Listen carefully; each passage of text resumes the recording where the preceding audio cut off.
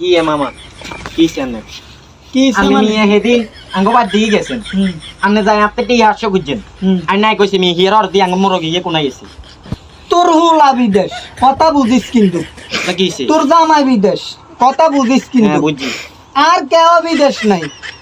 তোকে যেসব টিয়া হইছে লাগে তোরা আর কাছে আইয়ে আইলা আইতো করে দিনে আমার টাকা 500 লাগতো হ্যাঁ